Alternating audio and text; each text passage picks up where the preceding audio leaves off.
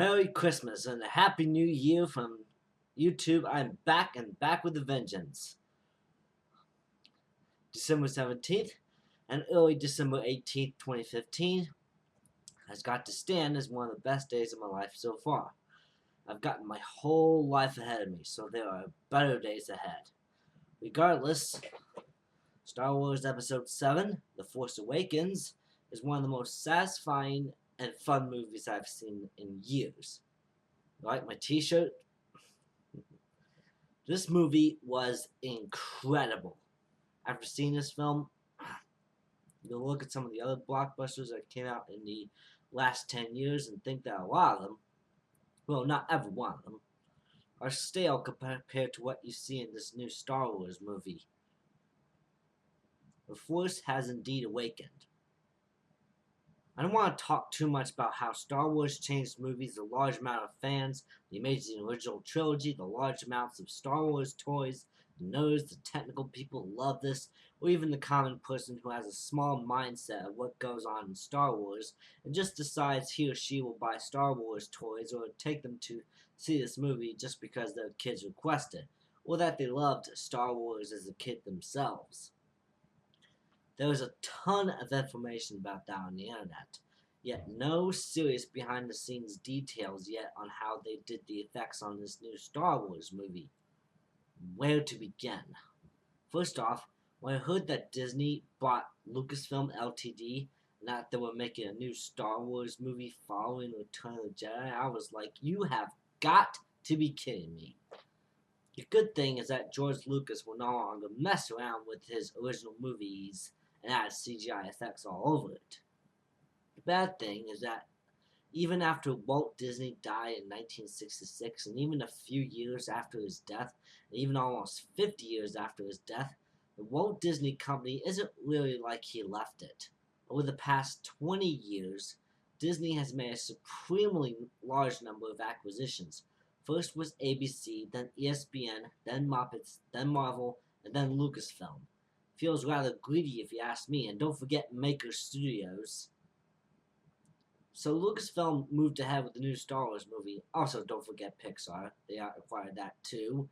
And I felt skeptical that the new Star Wars movie was gonna stink. I was bamboozled once before. Remember The Phantom Menace?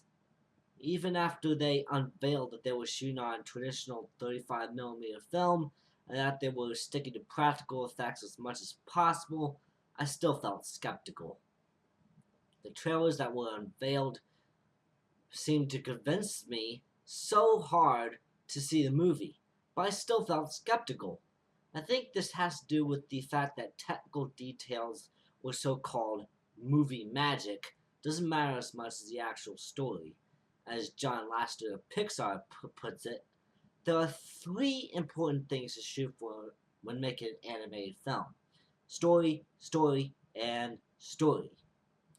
But the Star Wars movies are live action and not animated movies.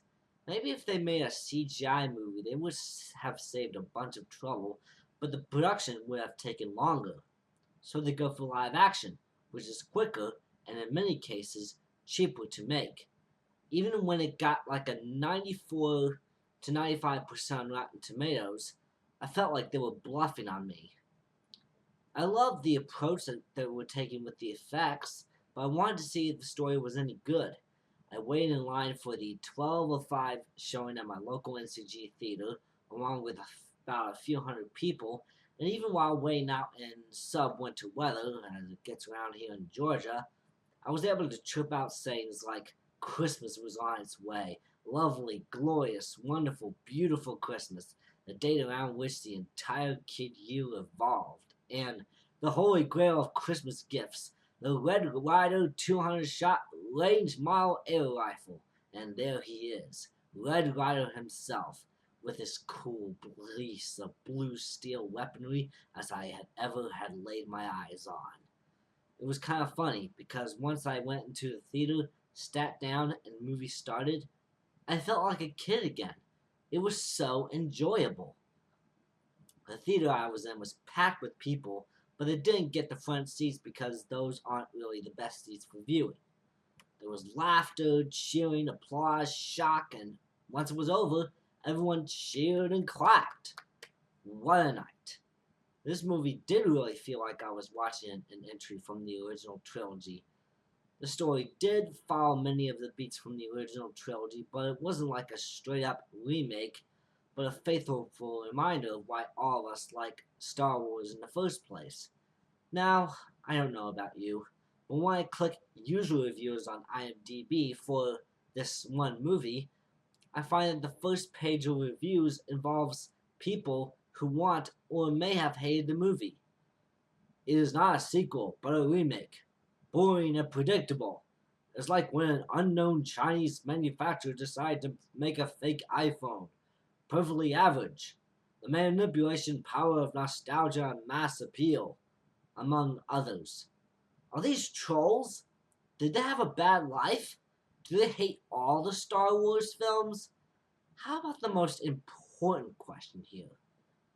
How does J.J. Abrams, Kathleen Kennedy, Lucasfilm Ltd., Lucasfilm's parent company Disney, and the entire cast and crew deal with criticism like this? You could tell from all the comments JJ made on Twitter that he, along with many other people, were putting so much of their hearts into this one film just because they are huge fans of Star Wars. I bet you that in my book, Disney has to deal with all sorts of negative criticism more so than me.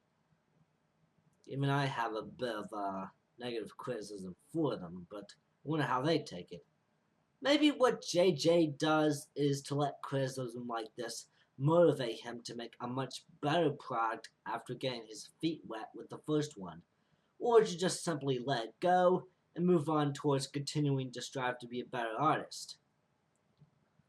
I can tell you that that's what I've been doing for almost 4 years after I made an unboxing video in a McDonald's I'm not allowed to film in anymore. So enough of that. How did I like the film? Given how I reacted along with the audience and stood up and applauded after it was over, the answer is I love the film. It has every element you expect in a Star Wars film. The "a long time ago in a galaxy far, far away" text, the zooming out of the title card, the opening title crawl, the panning down to a planet, the John Williams score, the sound effects, the same end credits, even the wipes are in this movie too. It feels like I'm watching a brand new entry in the saga as if no time has passed. Like, oh my goodness, I'm watching a new Star Wars movie. There are many of the same characters from the original trilogy as before, but there are new ones too. So there's a character called Rey, a character called Finn, a character called Kylo Ren, a character called Poe Dameron, a character called General Hux, a character called Maz Kanata, a character called Captain Phasma, and probably my favorite, a new droid called BB-8, which looks like an R2-D2 unit, but smaller and orange, and with a body resembling that of a soccer ball. The droid is a practical effect created by Neil Scanlan and his team in the UK.